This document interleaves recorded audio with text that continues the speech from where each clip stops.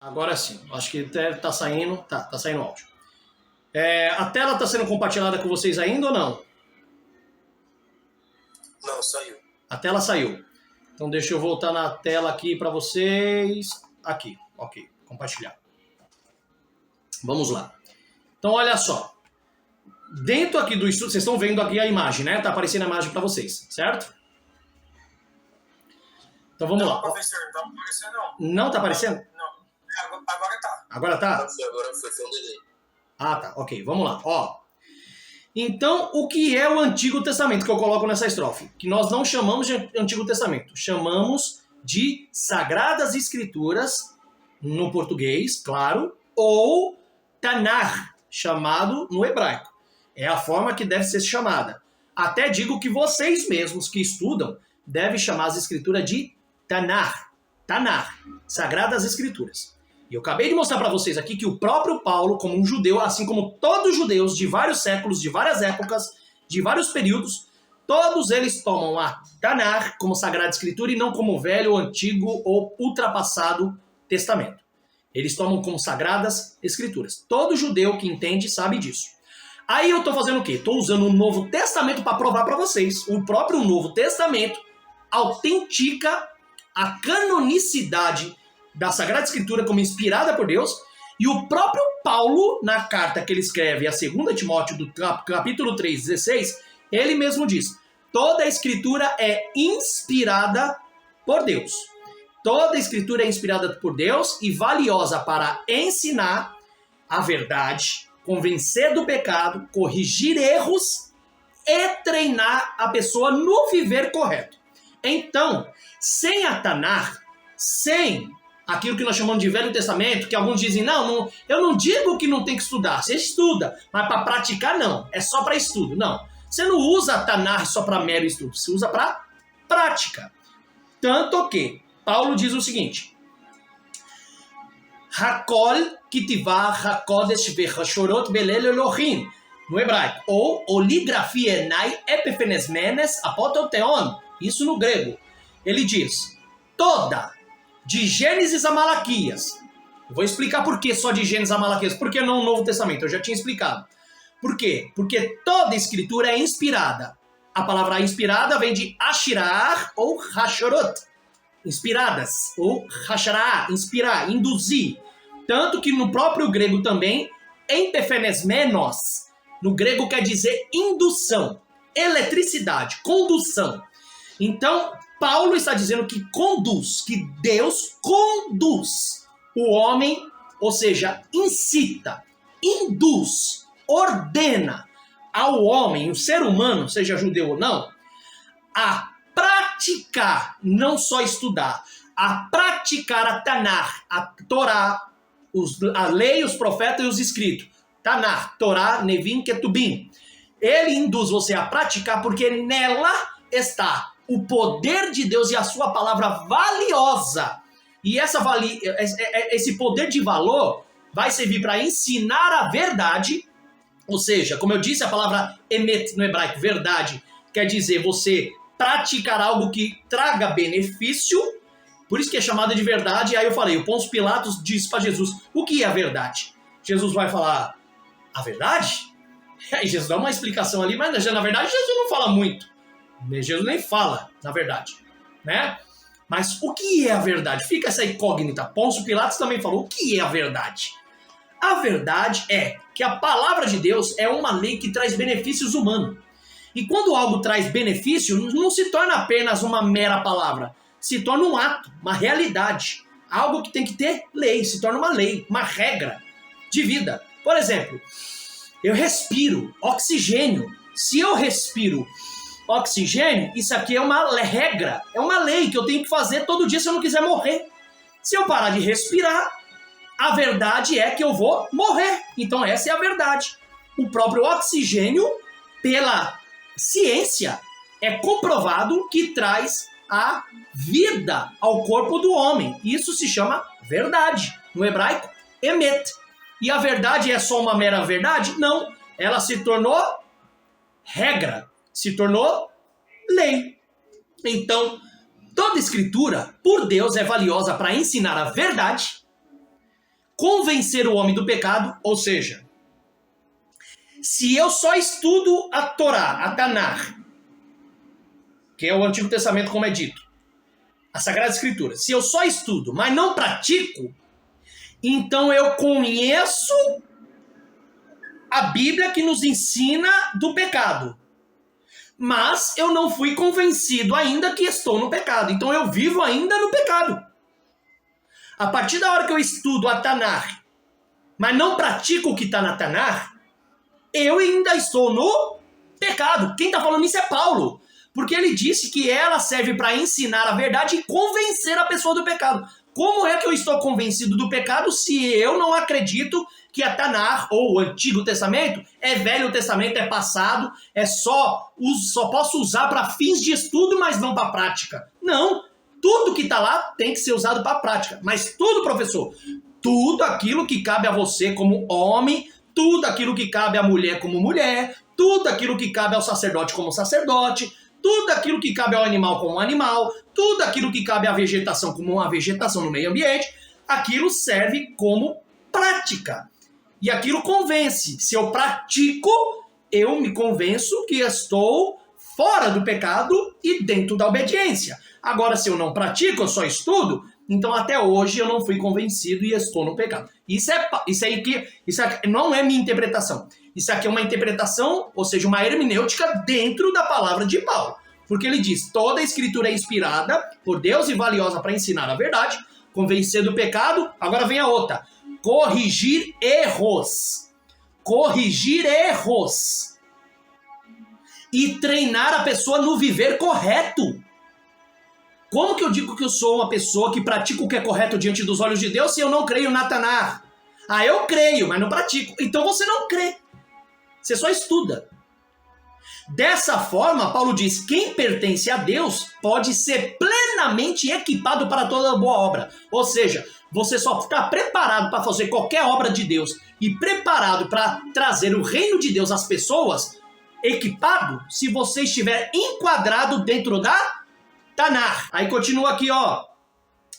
Nós já lemos claramente, agora com mais esclarecimento, né? Entendemos que Paulo está dizendo que as escrituras, a Tanakh, a Torá, ou a Antiga Aliança, é a inspiração, o indutor, o conselheiro, a influência dada e enviada por Deus para que o ser humano, segundo a sua imagem e semelhança, pratique e obedeça para poder alcançar o propósito e objetivo criado pelo próprio Eterno, tá bom? Aí você vai usar isso aí, que é 2 Timóteo 3,16, assim como 1 Timóteo capítulo 1, versículo 8 ao 11. Vocês podem procurar lá, tá bom? Próprio Paulo, como judeu, está explicando isso aí. Não tem como deixar de entender isso. É muito fácil entender isso aqui. Não tem dificuldade, tá? Aí, olha só, na página 8 lá, que nós paramos, né? Sabemos que a lei é boa se alguém a usar de maneira proposta pela lei. Onde que está escrito isso? 1 Timóteo, versículo 8. Paulo está dizendo, sabemos que a lei é boa se alguém a usar de maneira proposta pela lei. Se você usar ela da maneira que está escrito e praticar, ela vai ser boa e ela não vai te perseguir. Ela não vai te atacar. Não, peraí, o senhor está usando uma interpretação. Não está escrito que ela está falando aí que ela é boa porque ela vai te abençoar e não vai te perseguir e atacar. Onde que está escrito? Eu vou te mostrar. Versículo 9, vamos lá. Sabemos que a lei, a Torá, ela é boa. Entende essa palavra, hein? Guarda aí esse adjetivo aí, ó. Boa. Por que Paulo usou essa palavra boa? Por que ela é boa? Porque a palavra boa é boa para aquela pessoa que pratica. Quem pratica a lei não precisa de lei, porque ela já pratica de coração. Então ela não vai ser caçada, não vai ser perseguida ou punida pela lei porque ela pratica. Isso que é o sentido da palavra boa. Como que eu sei disso? Como que eu faço uma hermenêutica desse contexto? Por causa da próxima palavra seguinte, do próximo versículo que associa. Vamos lá. Versículo 9. Temos consciência de que a Torá, a lei, não tem por objetivo a pessoa justa. Aí a palavra boa e a palavra objetivo, ela é chamada no grego de sine qua non. Professor, o que é sine qua non? Sinônimos uma da outra. É a palavra boa e objetivo. Paulo usou no versículo 8 boa e no 9 ele usa objetivo. A palavra boa e objetivo são sine qua non. É uma ligação gramatical para se entender do que ele está querendo falar sobre a lei, de quem pratica e quem não pratica. Aí ele está dizendo, sabemos que a Torá, a lei, é boa se alguém a usa de maneira proposta pela lei. Temos consciência, ou seja, nós sabemos muito bem de que a lei não tem por objetivo a pessoa justa. O que é objetivo? Ela não tem por intenção de perseguir ou punir quem é justo, porque quem é justo obedece à lei. Mas quem negligencia a lei, quem é negligente? Quem lê, mas não pratica. Quem não pratica é criminoso. E a lei vai caçar quem? O criminoso? Lógico. Ele caça quem não pratica. Então, para essa pessoa não é boa. Para essa pessoa, a lei não é boa. Ah, então nós estamos debaixo da lei? Não, não estou debaixo dela porque eu não vivo ela por obrigação. Eu vivo porque eu amo. Eu vivo porque eu amo Deus. Eu vivo a lei de Deus porque eu amo a Deus. A lei de Deus não está em mim, em cima de mim. Ela está dentro de mim. Jeremias 31. Tá entendendo? E é daqui em diante que Paulo ele traz as qualificações de quais são as pessoas que são alvo para a lei de Deus serem julgadas e punidas. Aí ele vai falar isso lá em Romanos capítulo 2, do versículo 1 ao 8, do versículo 12 e 13, Romanos 3, do 1 ao 8, com destaque no versículo 6. Essas são as passagens que Paulo fala de quem são as pessoas que serão julgadas e punidas que não obedecem à lei. Tá? Vocês já perceberam que a maioria da teologia não usa Romanos para pregar na igreja? E os que usa de uma forma distorcida? E muito. Eles distorcem. Alguns, né? Nem todos, mas usa de uma forma distorcida. Por isso que nós praticamos. E aí acaba o assunto que Paulo diz. Toda lei é boa. A Torá é boa. E quem a usa, pratica, esse é justo. E onde que está escrita a Torá e a lei? De Gênesis a Deuteronômios. Agora a pergunta é na teologia. Por que a teologia prega que o Antigo Testamento é para os judeus, o Novo Testamento é para a igreja, e que a igreja tem que obedecer o que está no Novo Testamento a partir de Jesus, mas não o que está no Antigo Testamento porque é lei, sendo que o próprio Paulo diz que é o que está na lei que faz a pessoa ser justa e praticada, não de obrigação, mas de coração, para se alcançar as promessas do Senhor. E ele ensina que a lei só persegue quem é justo, negligencia. E você já percebeu que muitas religiões estão pegando esse pé de meia para atacar a igreja? Porque chama a igreja de hipócrita? Vocês falam de Deus, você fala não sei o que, mas não pratica o que está escrito e tal. Aí o outro fala, não, mas é porque meu pastor ensinou assim, que o teólogo lá ensinou assim. Aí sabe o que os religiosos estão falando? Então, você só pratica aquilo que é conveniente a vocês. Aí fica aquele debate de dízimo, se dá ou não dá, se celebra a festa ou não, se guarda os mandamentos ou não, se obedece 10 mandamentos ou se é só 9. Ué, vamos no que Paulo está falando em 1 Timóteo capítulo 1, versículo 8? Vamos no que Paulo está falando em 2 Timóteo 3,16? Vamos no que Paulo está falando em Romanos capítulo 2, do versículo 1, 8, 12, 13, até Romanos capítulo 3, versículo 1 ao 8? Vamos lá? Então vamos! Faz o que Paulo está falando, meu Deus do céu. Ele mesmo já está explicando. Vamos no que está em Mateus capítulo 5, versículo 17, que Jesus disse? Então vamos! Vamos parar com a doutrina superficial das igrejas e vamos seguir o que está dentro das escrituras. Tá? Já que é para seguir, tem que seguir o que está nela. Então, resumindo isso, olha só. Aqui na página 9, ó. Por que Antigo Testamento? Ó? Antigo Testamento foi dado como título à Antiga Aliança após o ano 70. Grava isso aqui, tá? Olha isso aqui. Antigo Testamento foi dado como título à Antiga Aliança após o ano 70 depois de Cristo. Ou era comum. Pela invasão romana em Jerusalém pelo filho de Vespasiano, chamado Tito. Tá? O filho de Vespasiano, chamado Tito, o imperador Tito, quando invadiu Jerusalém no ano 70 depois de Cristo, e Jesus já tinha avisado isso, que não ficaria pedra sobre pedra, esse sítio começou na primavera do ano 70. E em junho até agosto, houve a queda de Jerusalém, que aconteceu junto com o templo. Aqui, houve o saque do templo, a profanação do altar, a tomada do candelabro de 7 braços, a mesa da proposição, ou a mesa da presença, os rolos dos profetas e de Moisés, terminando com a morte de Simão e João, zelotes, tá? Então aqui, ó, houve o saque do templo, a profanação do altar, a tomada do candelabro de 7 braços, a mesa da proposição ou a mesa da presença, os rolos dos profetas e de Moisés, terminando com a morte de Simão e de João, que eram zelotes, tá? Que tentaram defender as portas de Jerusalém com o templo. Eles tentaram defender com a sua própria vida contra os soldados, mas não deu, né? Esses eram os zelotes, tá bom? Nesse período, pela consequência da guerra judaica romana, os judeus perderam seu centro cultural, o templo em Jerusalém. Eles perderam, tá? Os judeus perderam seu centro cultural, que era a cultura deles, era o templo. Como o templo foi derrubado, eles perderam. Onde faz jus as palavras do próprio Jesus em Lucas capítulo 13, versículo 34, que está escrito: Jerusalém, Jerusalém, você que mata os profetas, você que apedreja os que te são enviados. Quantas vezes eu desejei juntar teus filhos como a galinha junta os seus pintinhos sobre as suas asas, mas vocês não quiseram. Veja, Deus está abandonando a casa aos cuidados de vocês, ou seja, se vira. Eu lhes digo que não me verão novamente.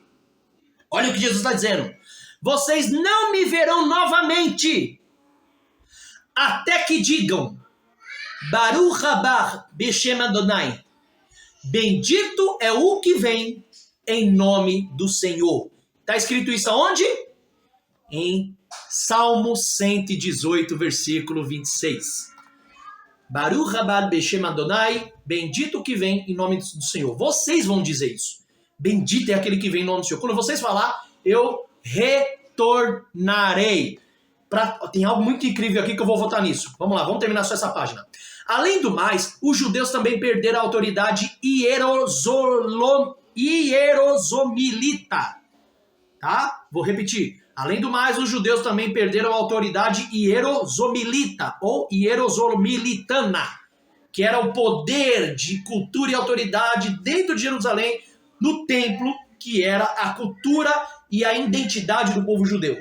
Ou seja, essa autoridade, entre parênteses, eu coloquei aqui, ó, é relativa a Jerusalém, ou seja, aqueles que foram nascidos em Jerusalém. Então os judeus, depois dessa guerra e invasão de Roma, perderam o seu direito de cidadãos de Jerusalém, de Israel e de nascidos de Israel. Perderam essa autoridade, tá? E essa autoridade existia na forma do Sinédrio. O que é a forma do Sinédrio? Aí vocês sabem que Sinédrio era o Sanhedrin, o fórum onde tinha rabinos, fariseus e saduceus que comandavam a autarquia maior, a cúpula, né? De fazerem julgamentos do povo de acordo com a Constituição. Qual que é a Constituição Federal de Israel? Os mandamentos, os 10 mandamentos. Eles usavam a lei e os mandamentos de Moisés, de acordo com... De Moisés não, de Deus, que Deus deu a Moisés, e eles utilizavam para fazer o julgamento do povo dentro do Sinédrio e do Fórum, tá bom?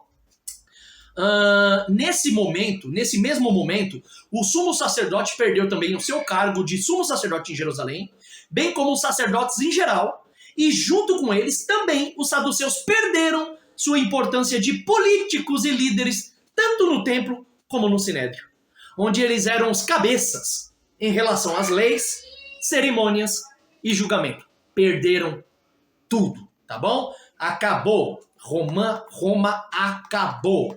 Tá? E aí foi difícil essa situação. E para os judeus, na Palestina, que é chamada Palestina, na cidade santa de Jerusalém, bem como para os seus irmãos de fé na diáspora, aqueles que foram dispersados de Jerusalém, né, expulsos, restaram somente a lei. Não tinha mais o templo e nem o Sinédrio. O que o povo tinha agora para poder manter a sua cultura, a sua identidade como povo escolhido de Deus? E lembrar de que Deus um dia apareceu para eles?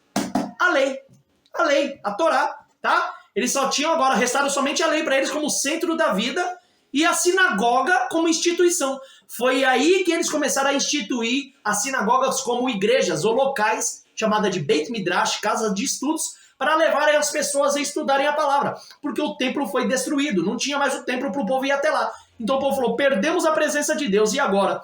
Então, agora eles usavam as sinagogas, como nós hoje usamos a igreja, para ter uma presença de Deus próxima de nós, e nós até Deus, e aprender a palavra e estudar a palavra. Que apesar, infelizmente, que hoje a maioria dos pregadores no altar não ensina muita palavra. Isso no meu ponto de vista, mas tudo bem. Então, em Jânia, Jabine, no litoral do sul de Jope, na cidade de Jabine, que é lá em Jânia, quer dizer, né, que era chamada de Jabine, que fica no litoral do sul de Jope até hoje, constituiu-se um conselho de 72 anciões. Esses 72 anciões substituíram o sinédrio, que já não existia mais, da época, que era composto de doutores da lei e influência farisaica, tá? Assim surgiu aquilo que vocês vão ouvir agora. Assim surgiu a Septuaginta, ou 70 tradutores das escrituras do hebraico para o grego, tá? A LXX. Após essa fatídica situação da época, o Império Romano Oriental, entre aspas, mais conhecido como bizantino, depois eu explico aqui o que é bizantino, tornaram-se cristãos. E daqui por diante o patriarcado judaico tornou, né, o patriarcado judaico, liderado pelo patriarca Nazi, que era o famoso, conhecido rabino Yehudá Hanassi. Ele é o compilador da Mishnah. Sabe o que é Mishnah? A Mishnah é o comentário e o complemento de interpretação da Tanakh, das escrituras, tá? Ele foi um dos primeiros a comentar e fazer a interpretação dos contextos da Bíblia, tá bom? Da Tanakh, da Sagrada Escritura. Esse rabi, chamado Yehudá Hanassi, ele que é o compilador da Mishnah, que é o resumo da Torá oral dada a Deus a Moisés, esse profeta, bem como o patriarcado e o sinédrio, o rabino, bem como o patriarcado e o sinédrio, deixou de existir no ano 425 depois de Cristo, tá? Lá no ano 400 depois de Cristo, no século 425, já depois, onde tinha os pais da igreja e tudo, já ainda tinha alguns concílios e reuniões da igreja. No ano 425 depois de Cristo, deixou de existir o sinédrio, deixou de existir os líderes do fórum, os fariseus, tá? Deixaram de existir também nessa época, onde depois veio esses 72 anciões, ou 70 tradutores, a Septuaginta, que é nada mais, nada menos do que uma linhagem farisaica, tá? Eles são da linhagem farisaica. Então, olha lá, continuando. No ano 425, tanto o patriarcado quanto o sinédrio deixou de existir, dando lugar a Roma e o Império Bizantino. Deu lugar a Roma e o Império Bizantinos. Tá? Então foi Roma que dominou os ensinos, o Império Bizantino e tudo mais. Onde se tornaram os pais da igreja, ou seja, os patriarcas da igreja, fazendo-se nessa época o cristianismo se tornar a religião oficial do Estado. Desculpa ser sincero, esse papo de que a igreja se tornou a religião oficial, o cristianismo se tornou no ano 325 no concílio de Constantino, ou no concílio de Constantinopla, né, de Niceia, perdão, no concílio de Niceia, fala que foi lá no concílio de Niceia, no ano 325, através do imperador Constantino, que a igreja se tornou a igreja oficial do Estado. Não, senhor. Não, senhor. A igreja não se tornou a religião oficial do Estado, não foi no tempo de Constantino, não foi Constantino que fez isso, não.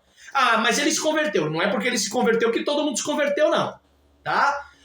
A igreja, ou o cristianismo, só se tornou uma religião oficial após o ano 425 depois de Cristo, que se tornou a religião oficial, onde já tinha passado tudo, escrito lá os vários Novo Testamento, Jesus já tinha morrido e ressuscitado há muito tempo, os apóstolos já nem estavam vivos há muito tempo, era só os pais da igreja. E aí vem a pressão maior.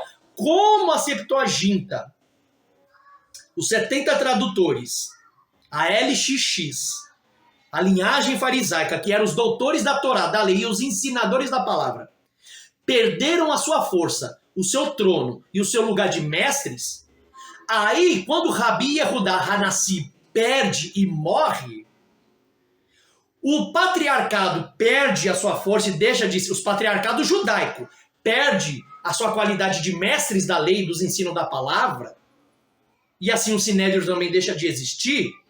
Roma vem, o Império Bizantino entra, transforma os pais da igreja agora nos doutores da lei, nos doutores da Bíblia, e aí começa a abençoada divisão, aí divide Novo Testamento do Antigo Testamento, fala que o Antigo Testamento é passado, não precisa guardar sábado nenhum, que é coisa de judeu, que as festas é coisa pagã dos judeus, a gente tem Jesus Cristo como nosso sábado, e que não precisa celebrar Páscoa nenhuma, mas de repente aí surge do nada a Páscoa do coelhinho, aí não precisa celebrar a festa dos tabernáculos mais nenhuma, mas de repente surge aí a festa do Cosme e Damião e São João. Tudo isso aí, ó, por culpa de Roma e o Império Bizantino, que se tornaram os pais, ou seja, os patriarcas da igreja, fazendo-se nessa época o cristianismo se tornar a religião oficial do Estado. Tá aí. E isso era no período, sabe de quem? Olha lá, ó, Teodósio I, no período de Teodósio. Foi nessa mesma época que os judeus foram decretados, tá bom? Pelo Império, olha lá, foram decretados pelo Império Romano como assassinos de Jesus e rejeitados por Deus, havendo um impacto até mesmo nas doutrinas que a igreja hoje não guarda. Por isso que todo mundo fica com a cabeça perdida, não sabe se obedece ou não, se guarda ou não guarda, e aí fica aí. Onde aboliram as leis de Deus, dando justificativa, chamando as leis de Deus de lei mosaica, ou lei dos judeus, mas não falam lei de Deus para não dar uma ênfase para ter que obedecer. E por causa, entre aspas, de rixas e antisionismo, anti contra sionismo, Sião, que é a lei que Deus manifestou em Sião. Antisionismo. São anti-leis. A igreja, desculpa falar, a maioria que não pratica para mim é anti-lei. Até quem está aqui não praticou ainda, mas não é porque eu queria, porque eu estou aprendendo, tudo bem, mas ainda continua sendo anti-lei, porque não pratica. Então aí é um negócio sério com Deus, tá? Aí que tá. Então fazendo assim uma divisão tardia do Antigo Testamento e do Novo Testamento, rejeitando a antiga aliança como velha e impraticável, e assim somente deram importância à nova aliança, ou comumente dita, chamada Novo Testamento, substituindo Israel pela igreja, como se Deus tivesse substituído o seu povo por outro, no qual não é verdade e não é nem fato, e assim nasceu o conhecido título Antigo e Novo Testamento.